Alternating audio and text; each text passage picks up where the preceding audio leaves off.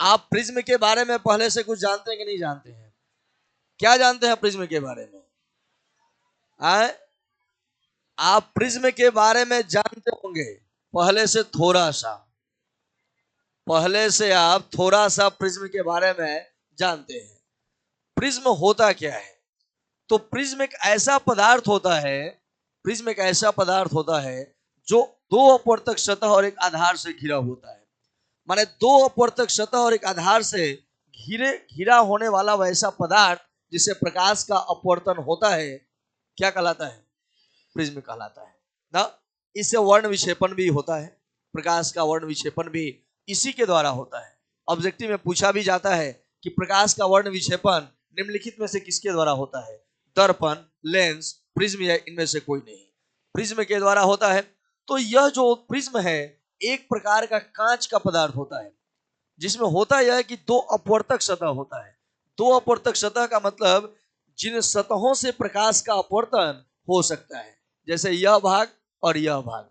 प्रकाश जब जाएगा, मान लीजिए यहां से प्रकाश जा रहा है, फिर यहां ऐसे मुड़ रहा है, तो आप देख पा रहे हैं, यहां पे स्पष्टीकरण है कि भाई यह जो प्रकाश है वह किन दो सतहों को पार कर रहा है, एक AB को और एक AC को।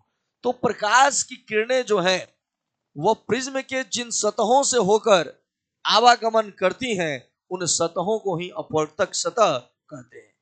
प्रकाश का प्रिज्म का अपवर्तक सतह कहा जाता है।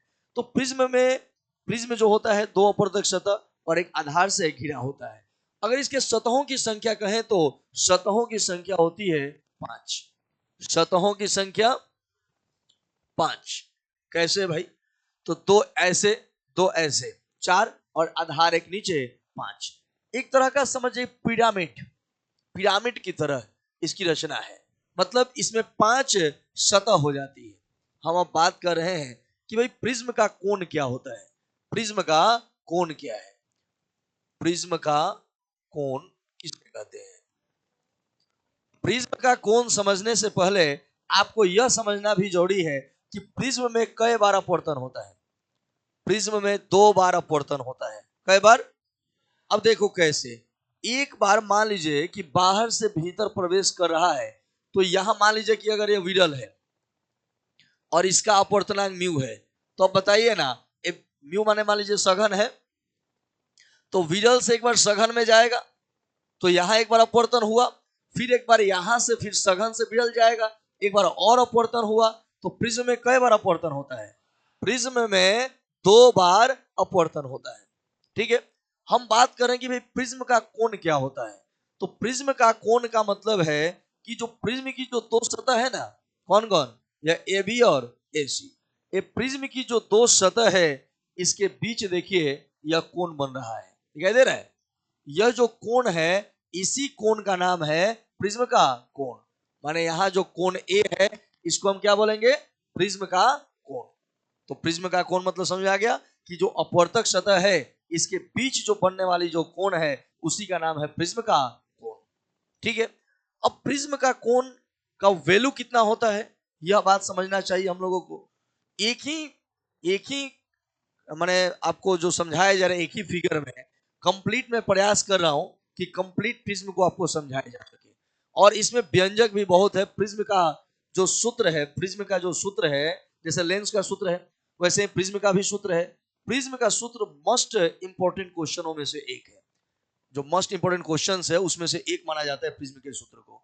आइए हम पहले समझाते हैं प्रिज्म का जो कोण है उसका मान कितना होता है। देखिए यहां से प्रवेश कर रहे और यहां निर्गत हो रहा है, इसका नाम है आपतित किरण। क्या नाम होगा? और इसका नाम होगा निर्गत किरण। क्या नाम होगा भाई? निर्गत किरण।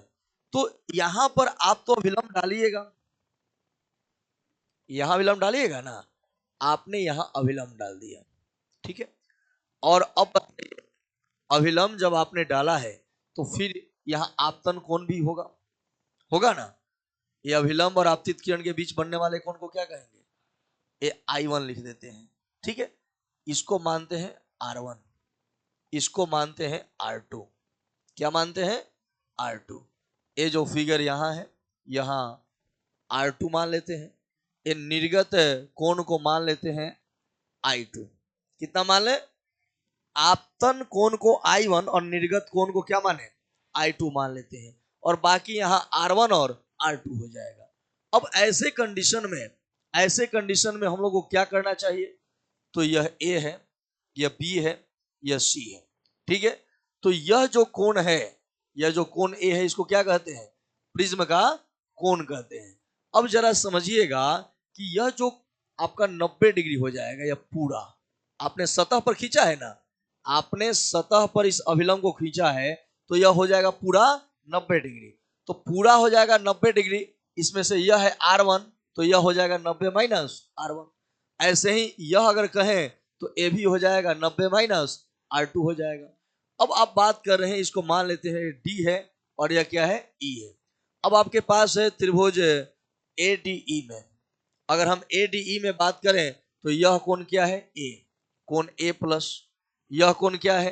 तो 90 माइनस R1 है, फिर देखिए 90 माइनस R2 है, और टोटल कितना होता है?